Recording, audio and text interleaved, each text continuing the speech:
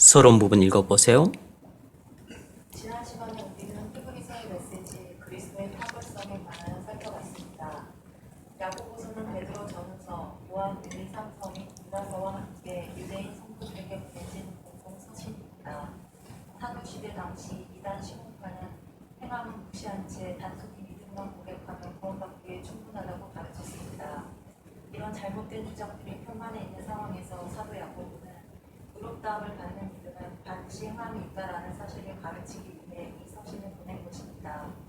이처럼 야고보서는 교리보다는 실천을 강조하는 윤리적인 교훈서입니다. 야고보서가 말하는 주된 내용은 믿음은 행함이다라는 것입니다. 이것이 그토록 많은 사람들이 이 책을 사랑하는 이유이자 동시에 그토록 많은 사람들이 이 책을 기피하는 이유이기도 합니다. 우리는 실제적 충고를 원합니다. 그래서 야고보는 우리 마음속에 자리 잡고 있는 잘못된 고정관념들을 신랄하게 비판합니다. 오늘 우리는 야고보서의 메시지 믿음은 행함이다에 관하여 공부하겠습니다. 네, 사도시대 당시에도 교회 안에 잘못된 가르침들이 난무했습니다. 사도들이 버젓이 살아서 목회를 하고 있는 상황이었음에도 불구하고 교회 안에 많은 이단들이 득세를 하고 있었습니다. 그 중에 한 이단 시몬파가 있었는데 시몬파는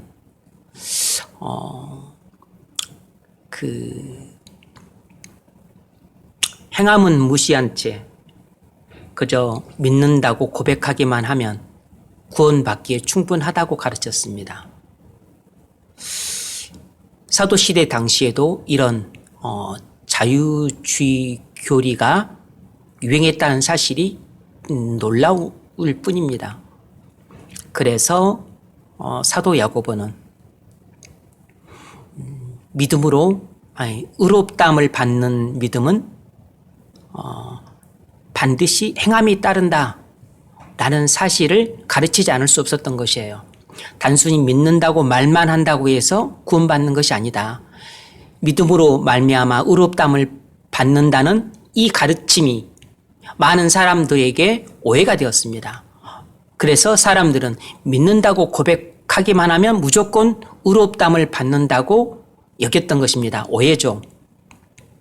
그 전까지 유대교는 율법을 행함으로 구원을 받는다고 가르쳤는데 이것과는 상반된 가르침처럼 보이는 기독교의 가르침은 예수 그리스도를 믿음으로만 구원을 받는다고 가르쳤기 때문에 무조건 행함은 없어도 상관없고 무조건 믿는다고 동의만 하면 구원을 받는다고 여겼던 것입니다. 오해죠. 기독교가 말하는 구원을 오해한 것입니다. 그래서 이단이 생겨난 것이에요. 그래서 야고보 사도는 구원 얻는 믿음이란 무엇인가를 제대로 가르칠 필요가 있었기 때문에 그래서 유대인 성도들에게 이 편지를 보낸 것입니다.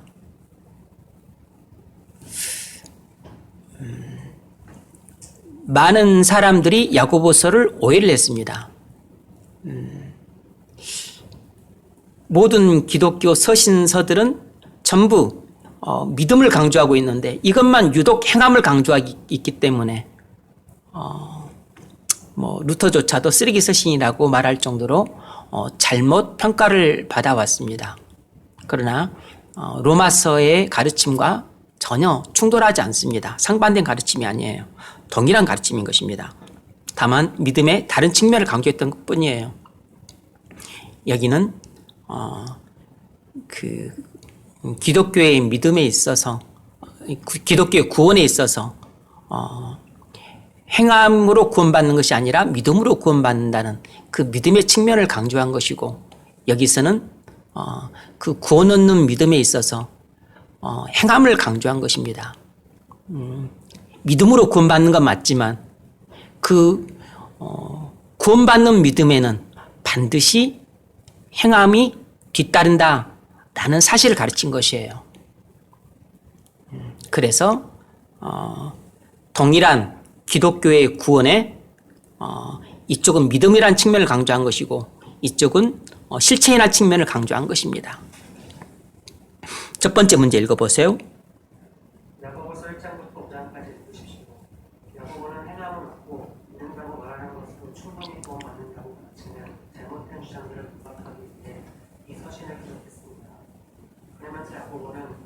마음속에 자리 잡은 세 가지 잘못된 고정관념들을 지적합니다. 그것이 무엇입니까? 네. 야고보 사도가 이 서신을 기록하게 된 것은 권 없는 믿음에 대한 오해를 바로잡기 위해 이 서신을 기록한 것이에요. 그 오해라고 하는 것은 행위는 상관없고 믿는다고 동의만 하면 다 구원받을 수 있다라고 하는 잘못된 가르침을 논박하기 위해서 이 서신을 기록한 것이에요. 그러므로 사람들 마음속에 자리 잡고 있는 신앙에 대한 잘못된 신화들을 깨트립니다. 사람들 마음속에 잘못된 신앙에 대한 신화가 뭔가? 그게 고정관념이죠. 고정관념. 잘못된 고정관념입니다. 그 세 가지 잘못된 고정관념을 지적하는데 오늘은 한 가지만 살펴보겠습니다. 첫 번째가 뭐냐면 시련은 나쁘다라는 것입니다. 시련은 나쁘다. 이것이 사람들 마음속에 자리 잡고 있는 잘못된 고정관념이에요. 우린 보통 시련은 나쁘다라고 생각을 합니다. 시련은 우리에게 고통을 주기 때문에 고통과 슬픔을 주는 시련을 좋아하는 사람은 아무도 없어요.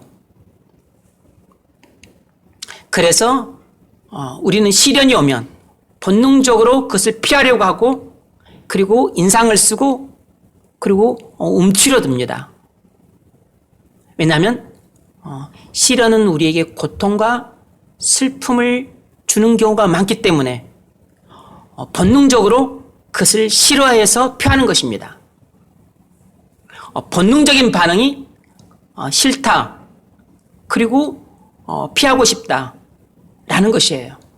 왜냐하면 우리는 본능적으로 고통과 슬픔을 싫어하니까 그건 당연한 것입니다. 그렇다고 해서 시련이 나쁜 것이냐? 아니라는 것입니다. 우리에게 고통과 슬픔을 주는 것은 맞는데 고통과 슬픔을 주는 시련이라 할지라도 시련은 우리에게 아주 좋은 것이라는 것입니다.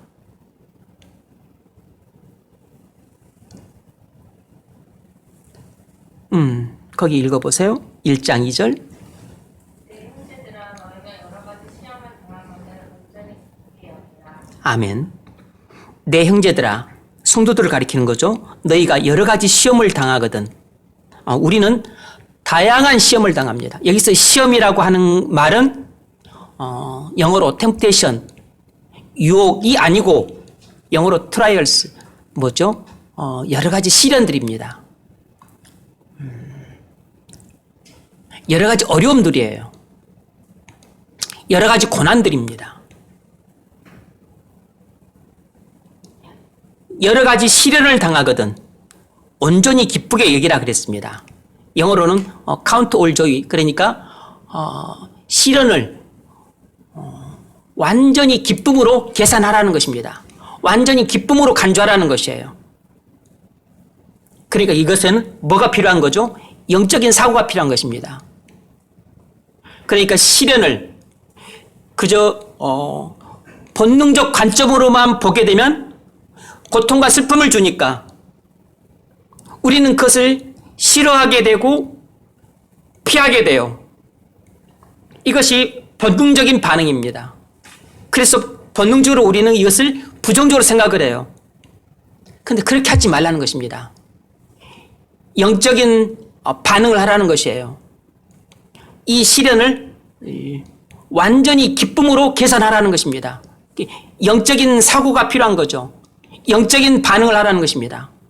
본능적인 사고, 본능적인 반응이 아니고 영적인 사고, 영적인 반응을 하라는 것이에요.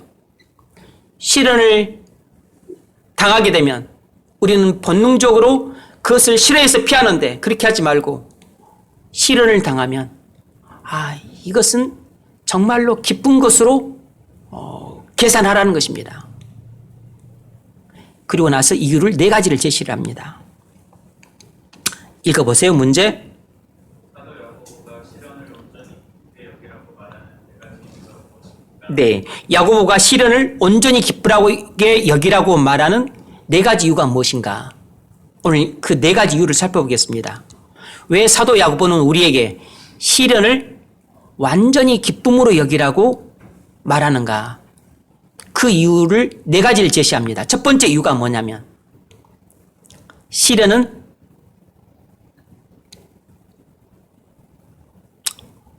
성숙의 비결이라는 것입니다. 시련은 성숙의 비결이기 때문입니다. 1장 3, 4절 너희 믿음의 시련이 인내를 만들어내는 줄 너희가 아니라 인내를 온전히 이루라. 이는 너희 온전하고 위하여 조금도 부족함이 없게 하려 함이라. 아멘. 잠깐 본문을 좀 설명하자면 너희 믿음의 시련이 인내를 만들어내는 줄 너희가 알미라. 여기서 믿음의 시련이라고 하는 말은 믿음의 테스트를 말합니다. 믿음의 테스트예요. 그러니까 모든 시련은 전부 믿음의 테스트인 것입니다. 우리는 이 말 속에 무슨 뜻이 담겨 있다는 것을 금방 캐치할 수 있냐면 하나님 시련은 전부 하나님 아버지께서 자녀들에게 주시는 것이다 라는 말이 전제되어 있는 것입니다. 그러니까 하나님은 우리에게 일부러 시련을 주셔서 우리의 믿음을 테스트하신다는 것입니다. 따라서 하나님이 우리 인생을 계획하실 때 요소요소에 지점마다 우리에게 시련을 배치해 두셔서 그래서 때마다 시련을 겪게 하시고 어떤 지점에서 반드시 그 시련을 겪게 하도록 하나님께서 예비해 놓으셨다는 것이에요. 이것이 그래서 야고보가 시련을 믿음의 테스트라고 부르고 있는 것입니다.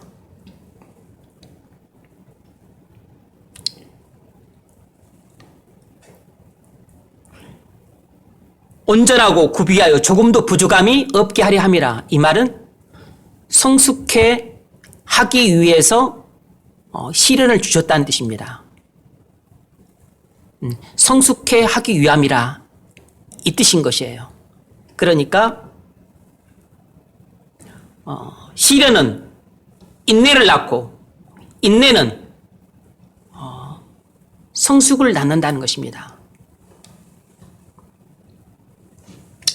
우리는 여기서 중요한 교훈 두 가지를 발견할 수 있습니다. 첫 번째가 뭐냐면 시련은 믿음의 테스트다라는 것입니다. 시련은 믿음의 테스트다라는 것이에요. 두 번째 교훈은 시련은 믿음을 성숙시키기 위해 주어진다는 것입니다. 시련은 믿음을 성숙시키기 위해서 주어진다는 것입니다. 여러분, 먼저 우리가 알아야 될 것은 모든 시련은 전부 우리 믿음을 테스트하기 위한 것이라는 것을 알아야 됩니다. 하나님이 여러분에게 주시는 모든 시련은 전부 하나님이 여러분 믿음을 테스트하기 위해 주신 것입니다. 여러분, 테스트는 반드시 통과해야만 합니다. 통과하지 못하면 그 다음 단계로 올라설 수가 없어요.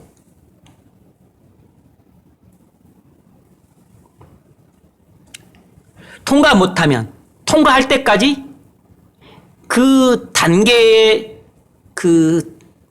믿음의 테스트가 계속 되는 것입니다. 통과 못하면 그 다음으로 건너뛰는 게 아니고 또 다른 형태의 시련이 주어지는데 그 믿음의 단계의 시련이 또 주어지는 것이에요. 무엇을 테스트하는 거죠? 여러분의 믿음을 테스트하는 것입니다.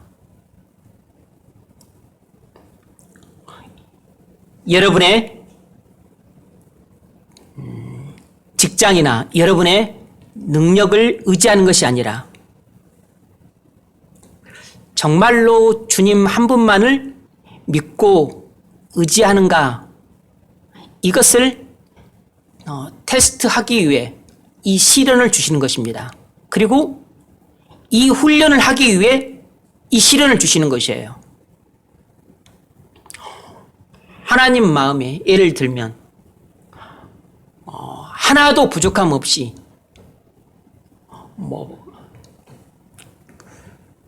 완벽하게 오직 하나님만을 믿고 바란다, 이런 사람이 있다면 굳이 믿음의 테스트가 필요 없을 것이에요.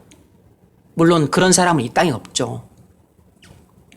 그래서 이 땅에 있는 모든 사람에겐 하나님의 믿음의 테스트가 계속되는 것입니다. 그러므로 시련을 부정적으로 생각하지 말고 긍정적으로 생각을 하셔야 됩니다.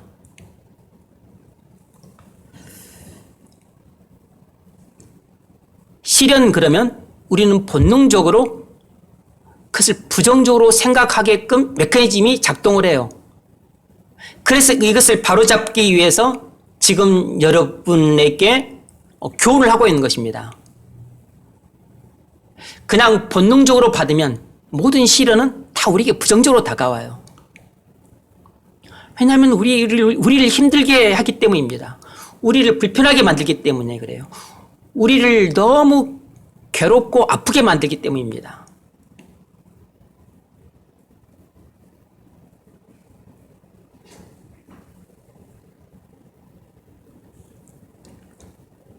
두 번째로 우리가 알아야 할 것은 시련은 전부 우리 믿음을 성숙시키기 위해 주어진다는 것입니다. 훈련은 근육을 발달시켜요. 당금질은 연철을 강철로 만듭니다. 마찬가지로 시련은 우리 믿음을 성장시킵니다. 예컨대 여러분은 결혼 생활에 대해서 어떤 로망이 있고 또 꿈이 있을 텐데, 실제 결혼 생활은 대부분 물론 즐거움과 기쁨도 크지만, 그러나 고통과 슬픔과 낙심도 커요. 우리는 결혼을 해서 생활을 하게 되면 많은 예상치 못한 어려움들을 겪게 됩니다. 그러면 어려움들이 많으니까 결혼할 필요가 없는가? 그렇지는 않습니다. 하나님은 여러분의 결혼 생활을 통해서 어려움을 겪게 하시는데, 결혼을 왜 했나 후회하게 만들기 위해서 차라리 하지 말걸, 내가 선택을 잘못했구나, 이런 후회와 자책에 빠지게 하기 위해서 어려움을 주시는 게 아니고 이 자체가 시련인 것입니다. 그럼 시련은 목적이 있겠죠. 무슨 목적으로 이런 시련을 주겠어요? 사랑하는 법을 배우게 만드는 것입니다. 이 시련을 통해서 내가 얼마나 이기적인 인간인가, 내가 얼마나 마음이 좁고 그리고 이해심이 적고 그리고 얼마나 자기중심적으로 생각하는 사람인가, 이런 것들을 깨닫게 만들어요. 그래서 자기 자신에 대해서 보게 만들고, 그리고 다른 사람을, 그러니까 상대방을 사랑하지 않고서는 결혼 생활을 온전히 영위한다는 것이 불가능하다는 것을 깨닫게 만들어요. 그러니까 부부 사이에 화목하려면 내가 상대방을 위해 나 자신을 희생하지 않으면 안 된다는 것을 이 어려움을 통해서 깨닫게 만드는 것입니다. 내가 자식을 조건 없이 그렇게 자식을 위해서 희생하고, 그리고 또 계속 잘못을 반복해도 그를 품어주고, 그리고 도무지 믿을 수 없이 나를 실망시키는 이 배우자뿐만 아니라 이 자식들을 계속해서 끌어안고 함께 인생길을 걸어갈 책임을 내게 맡겼다는 것. 그러면서 또 인내를 배우는 것입니다. 오래 참는 것을 배우는 것이에요. 그러면서 하나님이 나 같은 사람을 내가 이렇게 배우자와 힘들고 자식을 이렇게 힘들게 케어를 하는데 하나님은 나를 케어를 하시는 게 얼마나 힘드실까. 그러면서 하나님 아버지의 마음도 배우는 것이에요. 직장 생활이 어렵습니다.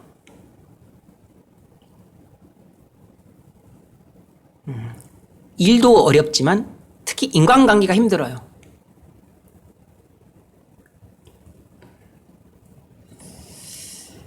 직장을 자주 옮기는 사람들 특징 가운데 하나는 여러 가지가 이유가 있겠지만 그 중에 하나는 인간관계 실패를 하기 때문에 그래요. 인간관계가 너무 힘이 드니까. 그러니까 도망치는 거거든. 우린 직장 생활의 그 어려움을 통해서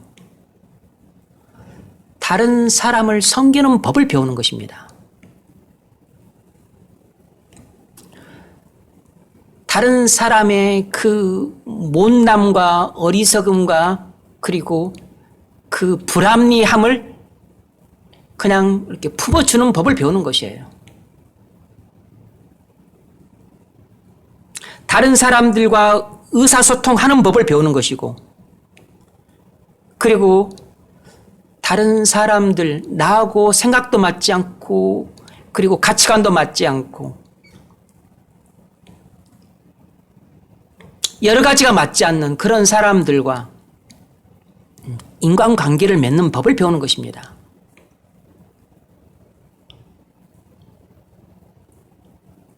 그 편견에 사로잡힌 그 상사, 그렇게 불합리한 지시를 떳떳하게 내리는 그 조직, 그런 가운데에서 이 세상이 어떤 곳인지를 깨닫고 이렇게 그 불합리한 세상 속에서 그리스도인으로서 어떤 자 스탠스를 유지하고 살아가야 되는가, 이런 것들을 배우는 것이에요. 직장 생활에 아무런 어려움이 없고 불편함이 없다면 거기가 천국이죠. 우리가 천국을 굳이 기다릴 필요가 없는 것이에요.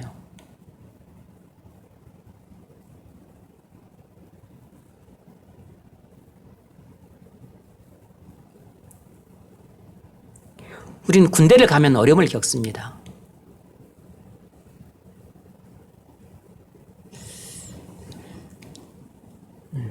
그 불공정한 조직, 그 불합리한 지시들,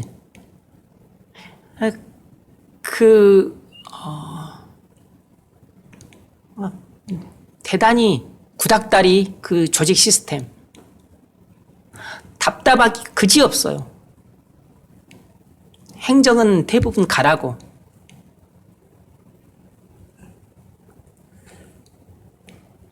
그런 가운데에서 오래 참는 법을 배웁니다. 극한의 상황에 처할 때가 많은데 인내하는 법을 배워요, 여러분. 상명하복을 통해서 지휘 통솔에 복종하는 법을 배우는 것입니다, 여러분. 거긴 나라에 충성을 하지만 어쨌든 충성하는 법을 배우는 것이에요. 전우들과 협력하는 법을 배우는 것입니다. 여러분, 우리는 모든 시련을 통해서 하나님께서 우리에게 그 하나님의 계획 아래에서 모든 시련들이 오기 때문에 하나님이 우리에게 주시는 모든 시련들에는 하나하나 다 하나님의 뜻이 있고 목적이 있는 것입니다. 우리는 사랑하는 사람과의 이별을 통해서 배우는 게 있어요. 우리는 정말로 소중한 것을 잃어버리는 그 슬픔을 통해서 배우는 게 있습니다. 시험 떨어진 걸 통해서, 사업 부도를 통해서, 이런 시련들을 통해서 하나님은 우리의 신앙을 성숙시키는 것이에요. 그러므로 여러분, 시련은 결코 나쁜 게 아닙니다. 시련은 전부 좋은 것이에요.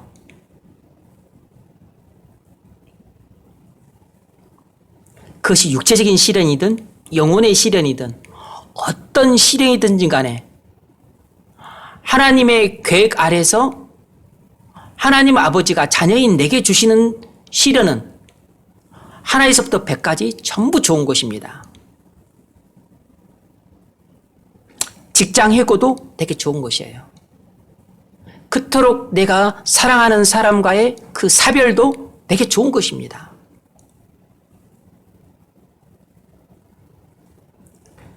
이 시련들은 전부 나의 믿음을 테스트하는 것이에요.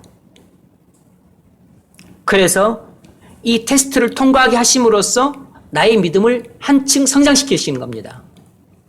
그래서 이 시련들을 다양한 시련들을 통해서 나의 믿음을 계속 성장시키고 나의 믿음의 지평을 넓혀가고 그리고 나의 믿음의 경륜을 더해가면서 궁극적으로 나의 믿음을 성숙하게 하는 것입니다. 어디까지?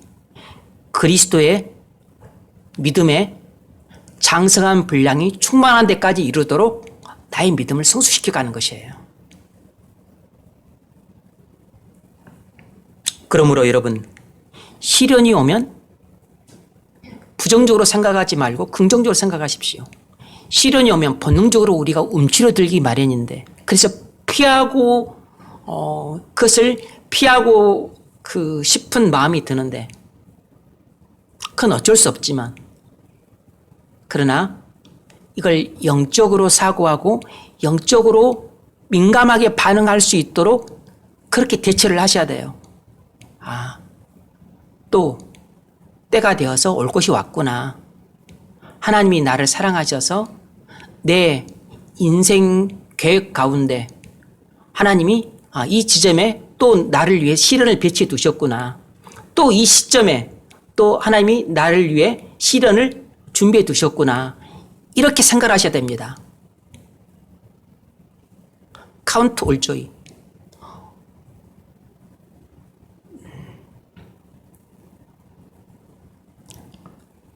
Count various trials all joy. 다양한 시련들을 모든 온전히 기쁨으로 계산하라고 야고보가 그렇게 말했습니다.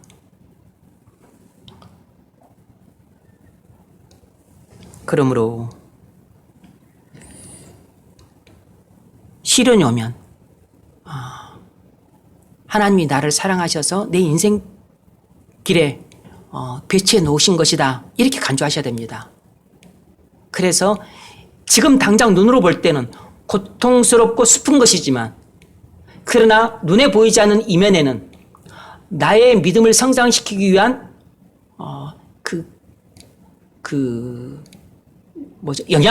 영양분이라고 생각을 하셔야 돼요. 이 믿음을 통과함으로써 이 믿음의 테스트를 통과함으로써 내 믿음이 한층 성장해지고 그리고 하나님 마음에 더 합해지게 돼요. 그래서 이 믿음의 테스트를 통과할 때 하나님은 눈에 보이는 복을 주기도 하시고 때로는 눈에 보이지 않는 약속된 복을 주세요. 뭐가 같냐면 하나님께서 아브라함에게 이삭을 번제물로 바치라는 말도 안 되는 인생 최대의 시련을 주셨을 때 아브라함이 그 인생 최대의 시련을 믿음으로 순종함으로 통과를 했어요. 그 믿음의 테스트를 통과했었을 때 하나님은 믿음의 테스트라고 직접 말씀을 하셨습니다. 이로써 네가 네 독자 이삭보다, 내 사랑하는 아들 이삭보다 나를 더 경외하는 줄 내가 비로소 알았노라.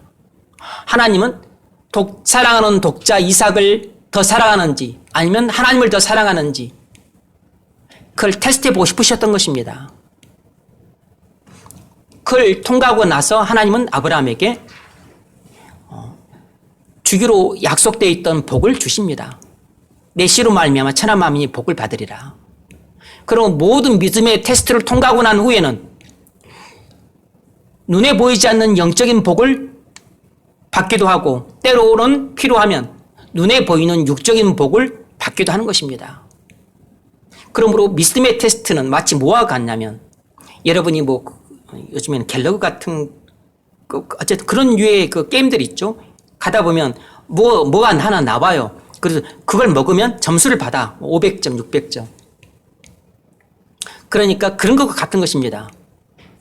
밟으면 터지는 지뢰가 아니고 그냥 딱 가서 먹으면 점수가 되는 500점, 600점 점수를 먹는 게 있다고. 그런 것과 같은 것이에요. 믿음의 테스트는 그 겉으로는 고통과 슬픔과 괴로움으로 포장이 되어 있지만 속에는 하나님이 내게 주시는 영적인 자양분이에요. 하나님이 내게 사랑하는 자녀에게 주시는 신령한 복락이라고. 근데 그것이 겉에는 고통과 슬픔이라고 하는 그 쓴맛으로 되어 있어요. 근데 속에는 영양분으로 우리 영혼을 살찌우는 영양분으로 가득한 것입니다. 그러니까 그것을 싫어서 피한다고 하는 것은 우리가 겉에 있는 고통과 슬픔만 보니까 이것이 싫고 피하고 싶은 거죠. 그런데 속에 있는 것을 우리가 알고 있다면 이것은 싫어할 게 아니고 좋아할 것이고 피할 게 아니고 우리가 기쁨으로 반겨야 될 것이라는 것을 알 수 있어요. 그런데 우리는 죄로 말미암아 눈이 자주 어두워지고 자주 희미해지기 때문에 안에 있는 것까지 볼 수 있는 영적인 통찰력이 없고 눈에 겉으로 드러난 것만 너무 크게 보이기 때문에 또 내게 이런 일이 일어났구나. 왜 나한테는 이렇게 재수없는 일만 계속 일어날까? 우리는 대부분 이렇게 반응을 해요. 그런데 야고보 사도의 이 가르침은 우리의 이 생각을 완전히 뒤집어 놓는 것입니다. 우리의 시각을 완전히 뒤집어 놓는 것이라고. 너희가 시련을 만나거든 온전히 기쁘게 여기라. 너희가 여러 가지 시험을 당하거든 온전히 기쁘게 여기라. 그래서 만일 우리가 오늘 이 말씀을 듣고 믿음으로 이 말씀을 받는다면 믿음으로 말씀을 받는 그 사람 마음속에는 이런 믿음의 시각이 장착이 될 것이에요. 그러면 그 믿음의 시각이 장착되어 있고 이 말씀이 여러분 마음속에 자리 잡고 있는 동안에는 여러분이 시련을 만날 때 예전과 같게 부정적으로 생각하지 않고 긍정적으로 생각하는 시각으로 바뀔 겁니다. 그리고서 시련을 보고 또 한숨을 짓고 그리고 또 움츠러들고 피하는 게 아니고 본능적으로는 처음에는 그랬다가 곧바로 믿음의 사고와 반응이 나타나서 태세 전환을 하게 되는 거죠. 아니지. 시련은 고통과 슬픔으로 이렇게 포장이 됐지만 속에는 내 영혼을 살찌우는 영양분으로 가득하다. 그리고 그 속에는 더욱더 또 하나님이 내게 주마 약속하신 믿음으로 순종할 때 주마 약속하신 신령한 복락들과 그리고 땅의 복락들도 함께 들어있다. 이것을 알고 본다면 시련을 올조이 온전히 기쁨으로 받아들일 수 있습니다. 이것은 가만히 있으면 되는 게 아니에요. 저절로 되는 게 아닙니다. 성령께서 우리 안에서 우리의 믿음을 타고 역사를 하셔야 우리의 시각이 이렇게 바뀌는 것이에요. 우리의 생각이 이렇게 바뀌는 것입니다. 우리의 감정이 이렇게 정반대로 싫은 감정에서 그 즐거워하는 감정으로, 피하고 싶은 감정에서 그것을 내가 당당하게 맞서리라 하는 그런 감정으로 바뀌어야 내가 온전히 이 시련을 믿음으로 바라보고 있다라고 말할 수 있어요. 내가 시련을 온전히 믿음으로 바라보게 되면 내 마음이 바뀌게 되는 것입니다. 그래서 훌륭한 믿음의 사람들은 모든 수많은 시련들을 믿음으로 극복해 왔기 때문에, 또 기도를 통해서 극복해 왔기 때문에, 그런 목사님들은 이렇게 말씀을 하세요. 이제는 시련이 오면 하나님이 또 이 시련을 통해서 내게 무슨 복을 주시려고 그러시나 기대하는 마음으로 맞이하게 된다, 이렇게 말씀을 하셨어요. 그것이 믿음을, 시련을 바라보는 성도의 올바른 시각인 것입니다.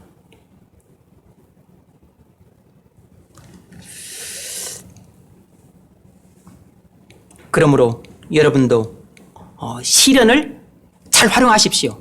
어차피 시련은 여러분들이 그 시련을 어차피 여러분들이 당하게 되니까 그럼 피할 수가 없어요.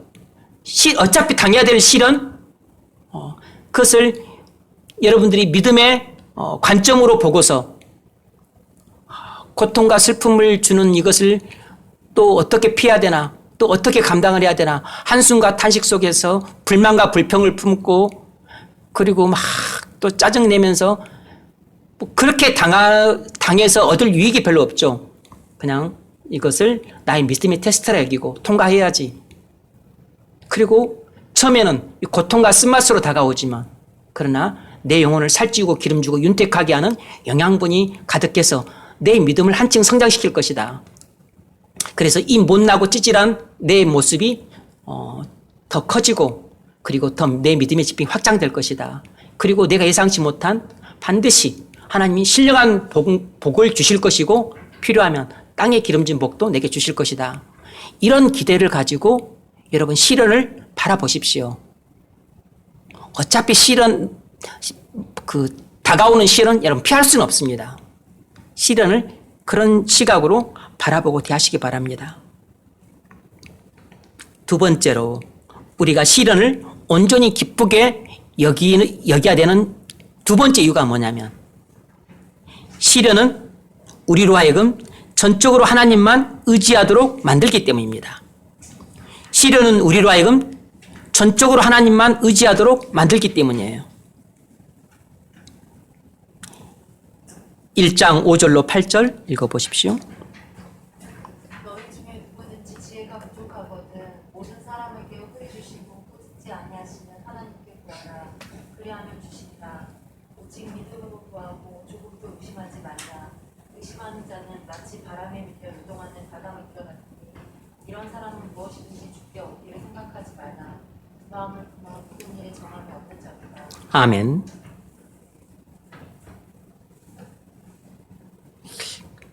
1장 5절, 너희 중에 누구든지 지혜가 부족하거든. 자신이 지혜가 없다는 것을 절실하게 느끼는 상황이 바로 시련의 상황입니다. 자신이 능력이 없다는 것을 절실하게 느끼는 상황이 바로 지금 시련의 상황이라고. 자기가 너무나 못나고 형편없다는 그것을 느끼고 있는 상황이 지금 자기가 맡고 있는 시련의 상황인 것입니다. 그런데 이 시련은 우리로 하여금 우리 자신이 아니고 하나님만 의지하게 만듭니다. 그런 측면에서 이 시련이 우리에게 도움이 되는 거죠. 그런 측면에서 하나님은 이 시련을 통해서 우리 자신의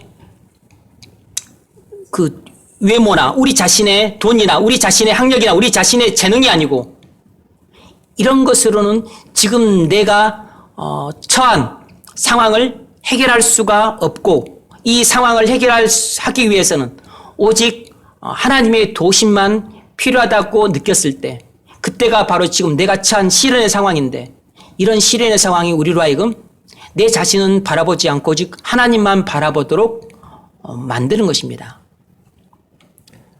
우리의 믿음을 훈련시키는 거죠.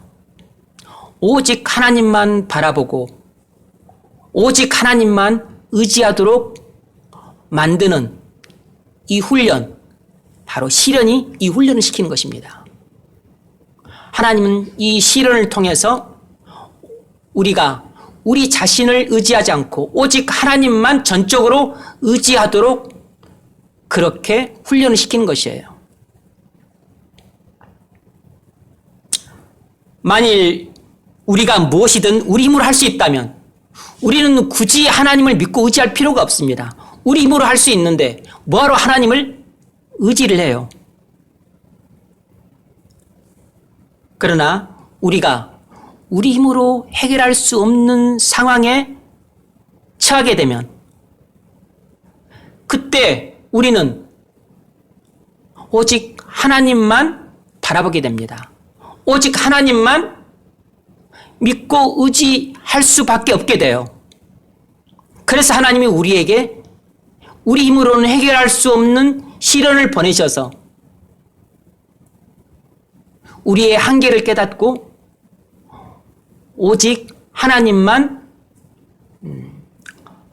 믿고 의지하도록 만드는 것입니다.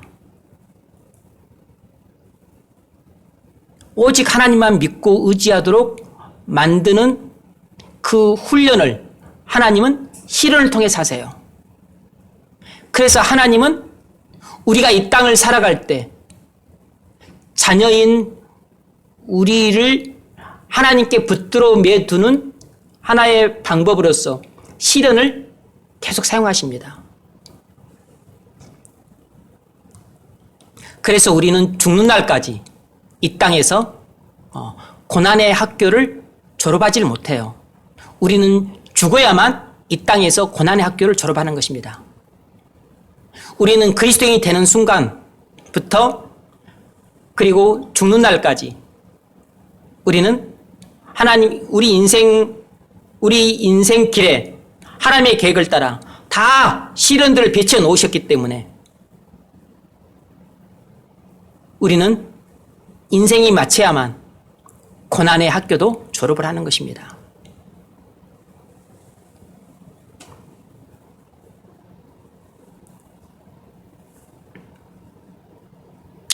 출애굽기 14장을 보면 하나님께서 이스라엘 백성들에게 구원을 약속하셨어요. 그리고서 모세를 통해 이스라엘 백성을 홍해 바닷가로 이끄십니다. 그런데 홍해 바닷가로 오면 어떻게 합니까? 홍해 바닷가를 못 건너는데. 그래서 이스라엘 백성들이 처한 상황은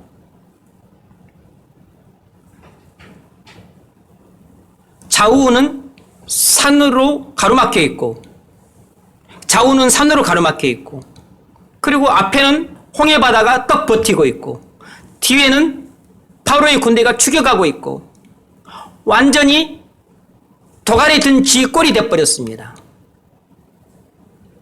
하나님이 이스라엘 백성들에게 애굽에서의 구원을 해놓고 나서 완전히 이스라엘 백성을 도갈에 든 쥐로 만들어버리셨어요.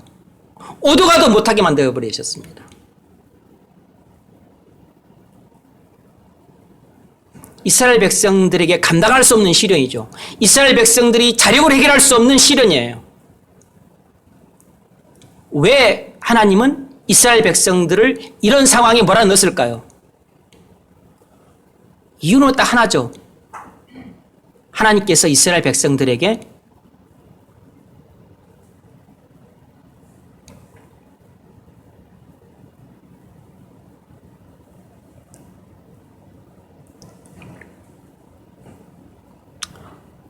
오직 하나님만 믿고 의지하는 법을 가르치기 위해서였던 겁니다.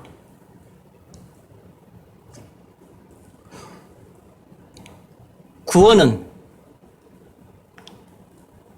오직 하나님께로부터만 온다는 것을 가르치기 위해서 하나님이 그런 상황을 스스로 만드신 것이에요. 그러니까 여러분이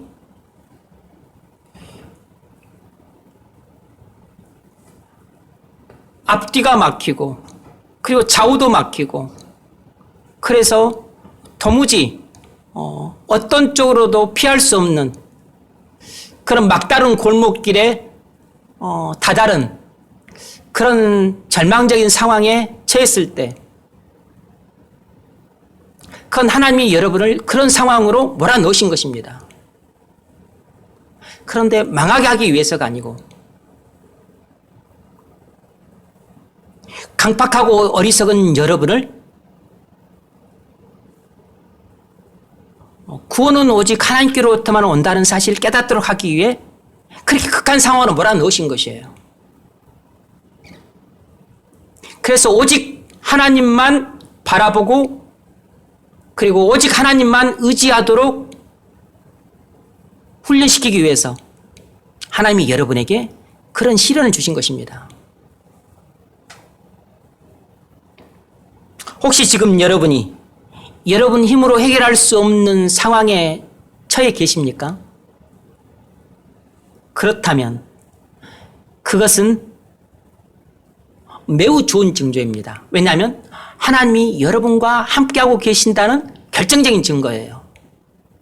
그건 하나님이 여러분을 심판하고 계신 상황이 아니고 하나님이 여러분에게 크고 놀라운 구원을 베풀기 위해서 선제적으로 내리신 그 상황이라고.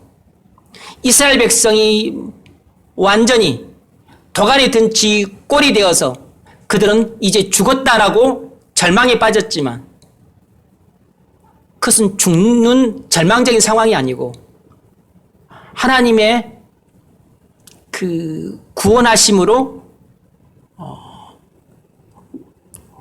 그 승리를 경험하는 그런 기적의 상황이었던 것이에요.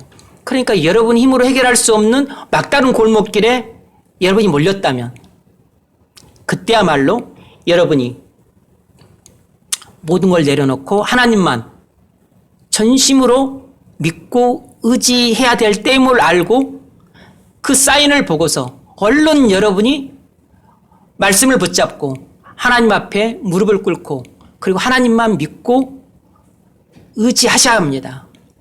하나님이 그것을 여러분에게 요구하고 계신 것이에요. 그것을 통해서 여러분의 상황은 그 대역전이 이루어질 겁니다. 놀라운 구원을 경험하게 될 것이고 그리고 완전한 패배 상황이 극적인 승리로 바뀌게 될 겁니다.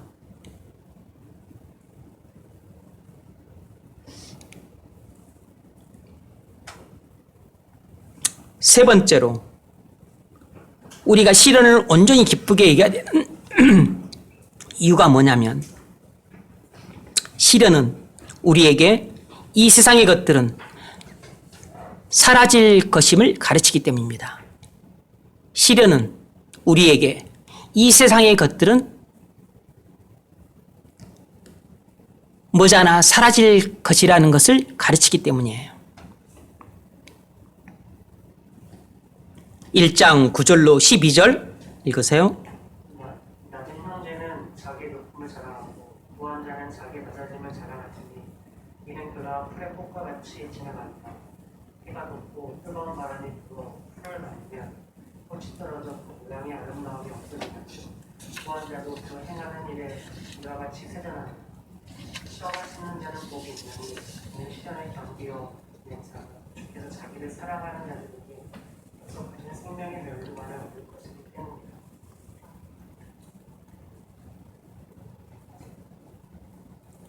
여러분,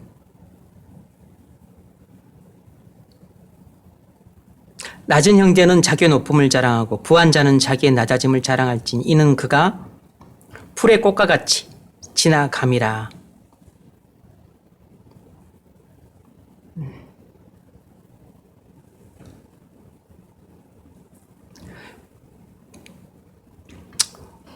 높은 지위도, 많은 부도, 그리고 대단한 명예도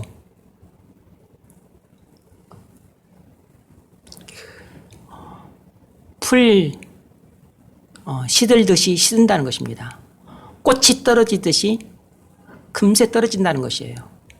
화무 심기롱이라 그랬습니다. 곤불 10년이라 그랬어요. 꽃은 10일을 볶지 못하고 권세는 10년을 못 간다 그랬습니다. 세상도 알아요. 이 세상의 대단한 것들도 다 사라진다는 것을. 그런데 영원히 사라진다는 것을 모릅니다. 그래서 세상이 깨닫는 한계는 일장춘몽이에요. 그냥 허무함입니다. 허무함. 왜냐하면 그 곱던 얼굴도 쭈글쭈글해지고 그 점별던 아름다움도 취해지니까. 그래서 세상이 느끼는 한계는 일장춘몽이로세. 그러면서 허무를 노래하는 것입니다. 그런데 성경에 말하는 이 세상의 형적이 사라진다고 하는 가르침은 일장춘몽을 말하는 게 아니고 세상의 허무함을 말하는 게 아니에요. 세상의 멸망을 말하고 그리고 그 대신에 영원한 것이 온다는 것입니다. 썩을 것이 사라지고 썩지 아니할 것이 온다는 것이에요. 추한 것이 사라지고 아름다운 것이 온다는 것입니다. 죽을 것이 사라지고 죽지 아니할 것이 온다는 것이에요.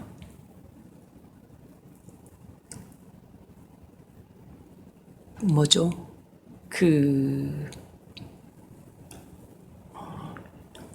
추한 것이 사라지고 영광스러운 것이 온다는 것입니다. 그래서 세상은 허물을 노래하지만 기독교는 영광을 찬송하는 것입니다. 그래서 이 세상 것들이 사라져도 그리스도인은 절대 허무하지 않은 것입니다. 그런데 세상 사람들은 이 세상이 전부기 때문에 이 세상의 아름다운 것, 높은 지위, 많은 부, 대단한 명예가 사라지면 허무한 것이에요. 그런데 하나님의 자녀들은 하나님이 완벽하게 통치하시는 그날이 올 것을 믿으니까 우리는 그날을 바라보고 즐거워하는 거죠. 여러분, 시련은 우리 마음이 이 세상에 집착했다가 시련을 통해서 우리는 이 세상에 집착했던 마음들을 버리게 됩니다. 그래서 이 세상의 것들은 머지않아 사라진다는 것을 다시 한번 깨닫게 해요. 그래서 영원한 것을 바라보게 합니다.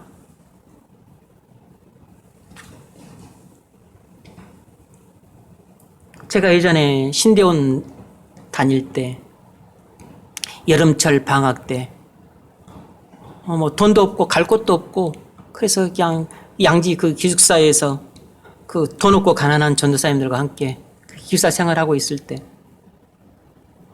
이제 주일에 또 그 당시 제가 사역을 안 하고 있을 때 주일에 같이 이제 예배하고 나서 전도 나가자고 해서 점심 먹고 이제 그 인근으로 전도 나갔는데 그쪽이 또 전원주택들이 많이 있던 곳이라 전원주택 전도하러 들어가 봤는데 사람이 아무도 없어. 들어가 봤는데 전원주택을 얼마나 잘 지었는지 막 고급 자재로 지어놔가지고 막 외국산 자재로 지어놔가지고 와, 집 정말 좋다.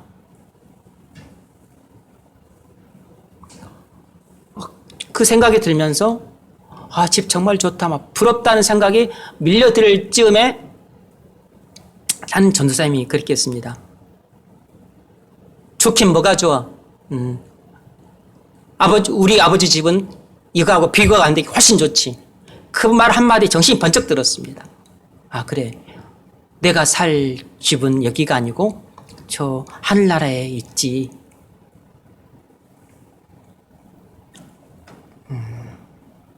그래서 여러분, 말씀을 자주 들으셔야 됩니다. 말씀을 자주 읽어야 돼요.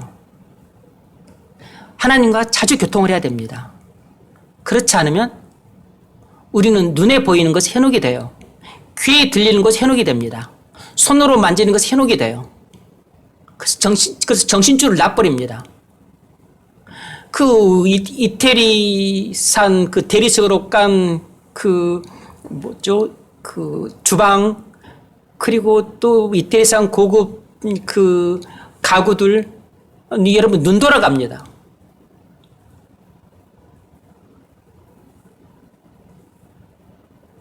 그래서 여러분들이 말씀과 멀어지게 되면 아마 나중에 여러분 집도 뭐 이태리산 대리석으로 뭐 만든 뭐 바닥, 이태리산 가구로 만든 가구로 또 집을 치장하고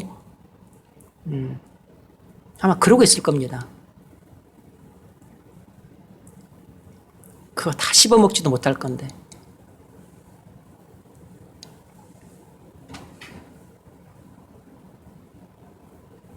여러분이 소중히 여겼던 것들을 잃게 되었을 때 고통과 슬픔을 경험합니다.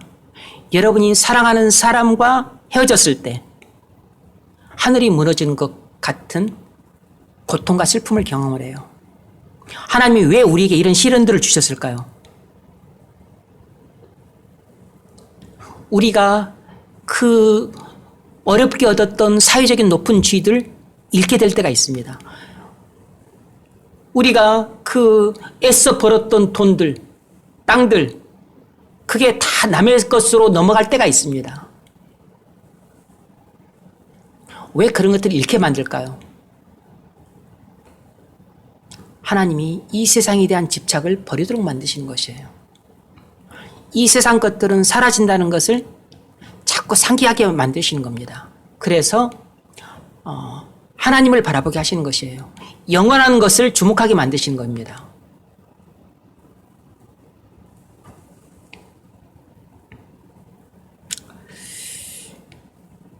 네 번째로, 왜 시련을 우리가 기쁘게 여겨야 되는가? 네 번째 이유는, 시련은 우리 삶에 대한 하나님의 계획의 일부분이기 때문입니다. 시련은 우리 삶에 대한 하나님의 계획의 일부분이기 때문이에요. 시련이 나에 대한 하나님의 계획이라는 것은 시련 자체가 벌써 영원 전에 계획된 하나님의 사랑이라는 거죠. 시련은 하나님의 사랑에서 나온 영원한 계획의 일환이라는 것입니다. 하나님이 나를 사랑하지 않으셨다면 이런 시련들을 영원 전에 계획해 놓으실 리가 없어요. 여러분 남자들은 뭐 대부분 군대 가서 훈련을 받아봤을 텐데, 유격 훈련 받으면 요소에 그 힘들고 그리고 더럽고 힘든 훈련, 그리고 막 그 겁이 나는 훈련들, 굳이 이런 것까지 해야 되나, 잘못하면 막 다칠 수 있는 그런 훈련들이 되게 많아요.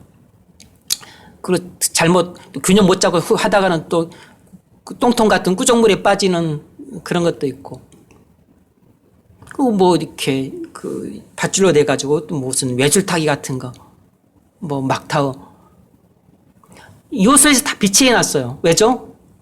담력을 키우기 위해서, 그리고 강인하게 만들기 위해서, 그리고 용기 있게 싸울 수 있도록 우리의 정신력을 제고하기 위해서.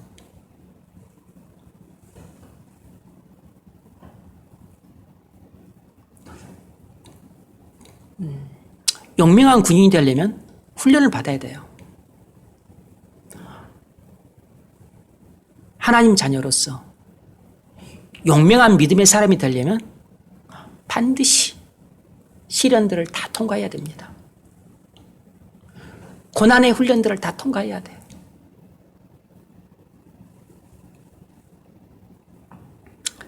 1장 13절로 15절 읽어보세요.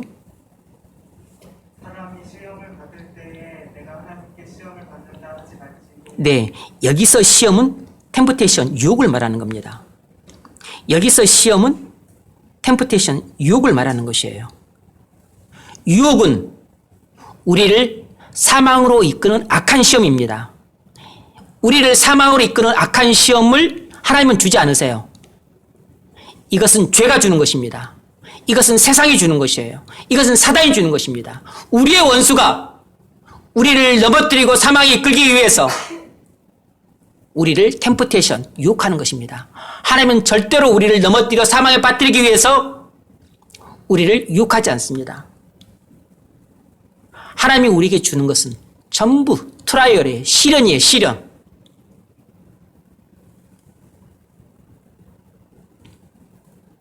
읽으세요. 하나님은 악에게 시험을 받지도 아니하시고 친히 아무도 시험하지 아니하시느니라. 오직 각 사람이 시험을 받는 것은 네, 여기서의 시험은 전부 템프테이션입니다. 읽으세요. 오직 각 사람이 시험을 받는 것은 자기 욕심에 끌려 미혹되니 욕심이 잉태한즉 죄를 낳고 죄가 작동한즉 사망을 낳느니라.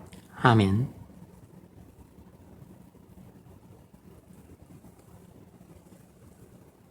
유혹은 우리 원수들이 우리에게 주는 것입니다.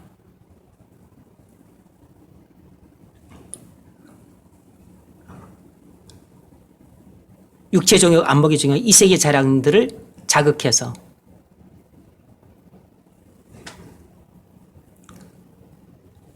죄가 주고 세상이 주고 사단이 주는 것이에요.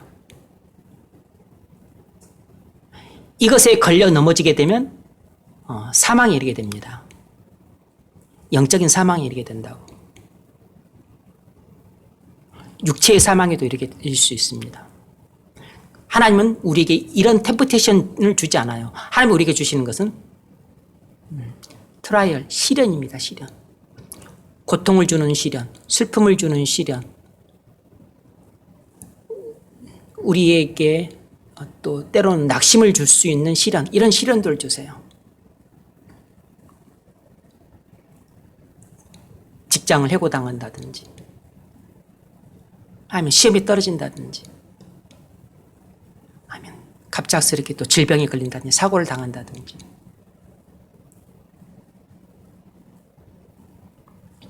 왜 주시죠? 우리를 성숙하게 하기 위해서. 모든 시련의 궁극적인 목적은 우리를 성숙하게 하기 위해서예요. 시련은 우리가 당장 볼 수 없는 것들에 대해 하나님을 신뢰하도록 훈련시키는 겁니다. 하나님은 시련을 통해서 도대체 나를 어떻게 하시려고 이런 시련을 주시나? 도대체 나를 어디로 이끌기 위해서 이런 시련을 주시나? 그 뒤를 우리는 볼 수가 없어요. 다만 우리는 어떤 시련을 당했을 때, 질병이라는 시련, 사고라는 시련, 낙방이라고 하는 시련, 이별이라고 하는 시련, 아니면 재산상의 손실이라고 하는 시련, 이런 시련을 당했을 때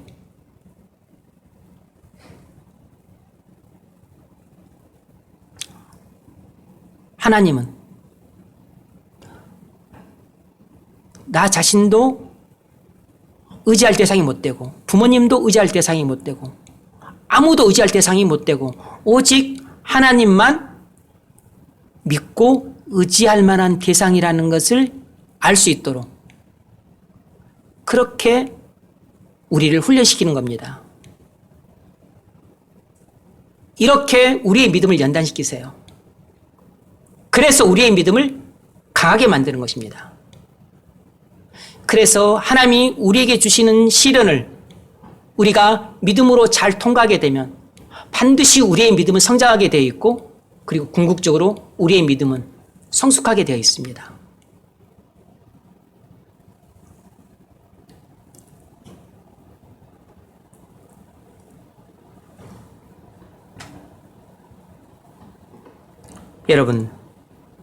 여러분이 시련을 나쁘다고 여기면 부정적으로 반응을 하게 됩니다. 여러분이 시련을 좋게 여기면 시련에 대해서 긍정적으로 반응을 하게 돼요. 그러면 말입니다. 시련을 당했을 때 여러분이 그 신앙 이성적으로 그렇게 생각을 하게 되면 여러분의 그 감정도 바뀌게 돼요. 아, 시련은 좋은 것이야. 좀 지금 당장은 고통스럽고 힘들지만 시련은 반드시 약과 같아서 약은 먹을 때 쓰지만 내 몸을 병을 치유해 주는 것처럼 내 영혼을 살찌우고 기름지고 윤택하게 해줄 것이야. 그것뿐만이 아니고 또 이 시련을 통과하게 되면 그 뒤에 하나님이 또 내게 함께 하시는 놀라운 복을 주실 것이라고. 이렇게 믿음으로 생각을 하게 되면 우리의 감정도 바뀌어요. 아, 시련은 정말 나를 위해 하나님이 예배해 두신 사랑의 징표구나. 이런 감정이 들면 우리는 그 시련을 이겨내기가 훨씬 수월해져요. 그리고 시련을 이겨내기 위해서 내 의지가 준비를 합니다. 이제 그럼 또 다시 또 기도에 또 발동을 또 걸어봐야 되겠네 하면서 또 느슨했던 기도에 그 기도를 다시 또 옥죄기 위해서 무릎을 또 탈탈 털고 또 기도 자리를 다시 또 준비하고, 그래서 또 시련을 이겨내기 위해서 또 본격적으로 이제 또 하나님 앞에 무릎을 꿇을 준비를 하는 것입니다. 그리고 또 때가 되면 아, 이제 또 금식을 또 해야 될 때가 됐나? 그리고 또 금식으로 준비를 하는 것이에요. 여러분, 감정이 대단히 중요합니다. 왜냐하면 죄로 말미암아 타락한 인간에게 가장 취약한 부분이 감정이에요. 그래서 사람은 감정에 따라 결정하기 쉽습니다. 그런데 감정에 따라 결정하게 되면 크게 대부분 낭패를 봐요. 왜냐하면 감정에 따라 하는 결정치고 올바른 결정이 거의 없어요. 감정에 따라 하는 결정치고 올바른 결정을 내릴 수가 없어요. 여러분들이 직장을 그만둘 때도 감정에 따라서 직장 때려치고 나오면 여러분 다 후회합니다. 감정에 따라서 누군가랑 헤어지게 되면 또 감정에 따라서 또 여러분들이 결혼을 결정하게 되면 여러분 다 후회하게 돼요. 거의 대부분 후회하게 됩니다. 우리를 이끌고 지도하고 결정하는 중대 요소가 감정이 되면 안 돼요. 그런데 우리가 결정한 데 있어서 감정이 크게 작용을 해요. 감정은 뭐가 같냐면 비행기가 운항하는 데 있어서 감정은 일종의 제트기류 같은 것입니다. 제트기류 같은 것, 제트기류 잘 아시죠? 보통 편서풍이라고 부르죠. 서쪽에서 부는 바람입니다. 서쪽에서 동쪽으로 부는 바람이에요. 여기가 어디가 북인지 모르겠는데 여기가 북이라고 합시다. 여기가 북이고 여기가 남이고 그럼 여기가 동이고 서죠. 서쪽에서 이렇게 동쪽으로 부는 바람, 이게 지금 편서풍인데 제트기류는 보통 이제 한 10km에서 10km대에서 불어요. 지상 10km 정도에서 이렇게 서쪽으로 붑니다. 그런데 비행기가 이렇게 서쪽에서 동쪽으로 갈 때, 우리나라에서 미국으로 갈 때 편서풍을 타고 가니까 훨씬 빨리 가고 기름도 절약합니다. 왜냐하면 강한 제트기류가 그 뒷바람을 불어주니까 순풍을 타고서 기름도 적게 먹고 빨리 가는 것이에요. 그런데 미국에서 우리나라 올 때는 맞바람을 맞는 것입니다. 역풍을 맞는 것이에요. 그러니까 그 편서풍 그거 하기 위해서 그렇게 위로 많이 올라가려고 하지는 않겠죠. 어쨌든 간에 위로 또 동일한 그 고도에서 운행을 한다면 맞바람을 맞으니까 그 앞으로 나가기 힘들고 그리고 크게 기체가 요동을 하는 겁니다. 기름도 많이 먹고 속도도 안 나고. 그런데 만일 우리나라에서 이렇게 이제 호주로 혹시 간다고 합시다. 아니면 북방구로 간다든지. 그러면 옆으로 불잖아요. 그러면 그냥 단순히 예를 들자면 크게 위험할 수 있어요. 기체가 흔들리니까. 제일 좋은 때가 언제겠어요? 뒷바람 맞아서 우리나라에서 미국으로 갈 때, 순풍 달고 갈 때입니다. 감정이 감정이 이와 같은 것이에요. 여러분이, 시련은, 그 고통과 슬픔을 주는 건데, 그거 엄청 싫은데, 또 어떻게 또 이걸 또 오지? 이거 어떻게 피해야 되지? 이런 생각 아래서 이 시련에 대해서 막 여러분들이 막 싫어하고 반감을 품고 또 짜증을 내고 하나님께 대해서 속으로 또 막 원망하고 불만을 품고 그런 감정을 품게 되면 여러분들이 시련을 이겨내는 데 있어서 역풍을 부는 것입니다. 역풍. 이제 비행기가 그러니까 시련을 이기기 위해서 이렇게 이제 시련을 이기기 위해서 이렇게 나가야 되는데 여러분이 그렇게 시련에 대해서 부정적인 감정을 품고 부정적인 생각을 하고 그리고 시련에 대해서 막 싫어하고 불만을 품고 원망하고 짜증을 내고 그런 마음으로 여러분들이 시련을 맞이하게 되면 여러분이 시련을 감당할 힘이 엄청나게 약해져요.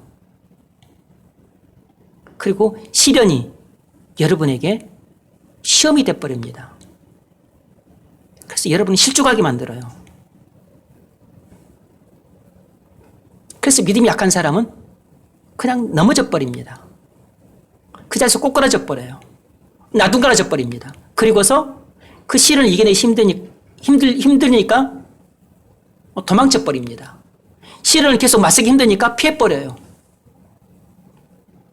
그게 뭐냐면 여러분 직장생활 하다 힘들면 직장을 옮겨버리는 것입니다. 여러분 결혼생활 하다 힘들면 결혼생활 파토 내고 이혼해버리는 것이에요.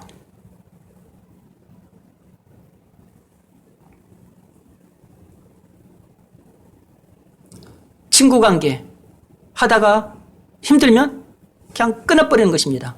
그러니까 자꾸 죄로 유혹하는 친구라 끊어야 될 친구를 끊는 게 아니고 그냥 만나기 싫다고 자기 감정 때문에 끊어버린 것입니다. 형제간인데 자꾸 그냥 감정적으로 안 좋고 하니까 그냥 형제간에도 관계 끊어버리고 사는 것이에요.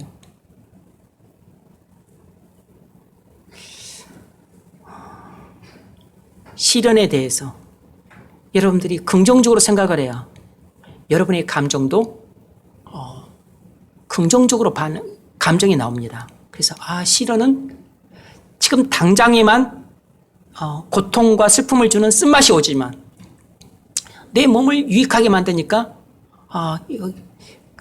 좋은 것이지. 우리가 약 먹을 때 조금 인상 쓰면서 먹지만 우리가 약을 그래도 기쁜 마음으로 먹잖아요. 내 아픈 것을 낫게 해주니까. 약과 같은 것입니다. 그래서 그런 마음으로 시련을 여러분들이 바라보고 그리고 여러분들이 그렇게 바라보면 시련에 대한 여러분의 감정도 되게 긍정적으로 바뀌고 좋게 바뀌게 돼요.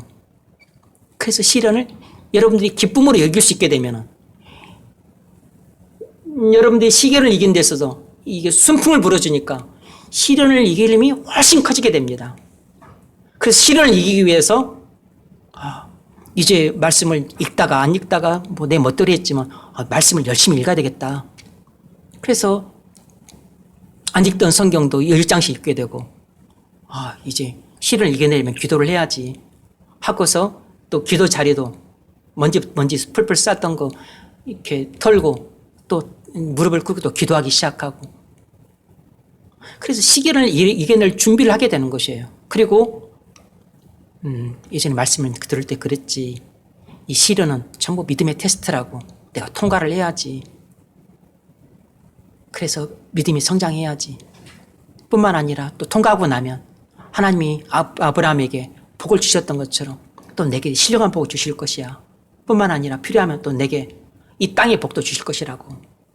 그런 기대를 갖고 이 시련을 바라보게 됩니다. 소망을 갖고 이 시련을 이겨내려고 애를 써요. 그러면 이 시련을 이겨내기가 훨씬 수월해지는 것입니다. 감정이 따라와야 돼요, 감정이.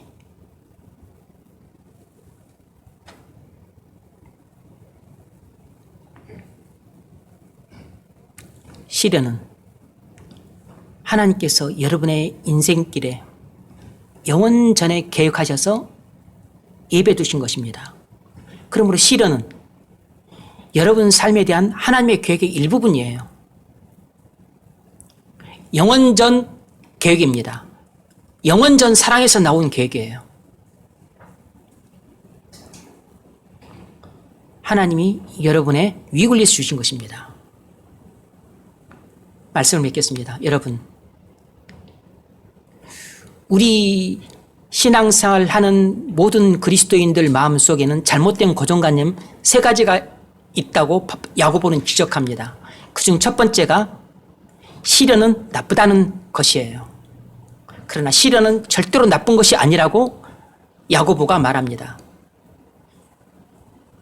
형제들아, 너희가 여러 가지 시련을 당하거든 온전히 기쁘게 여기라 그랬습니다.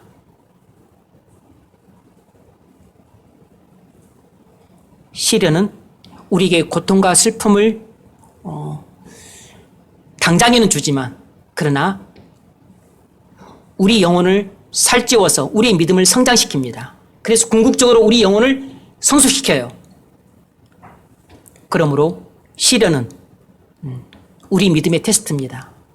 그리고 시련은 하나님께서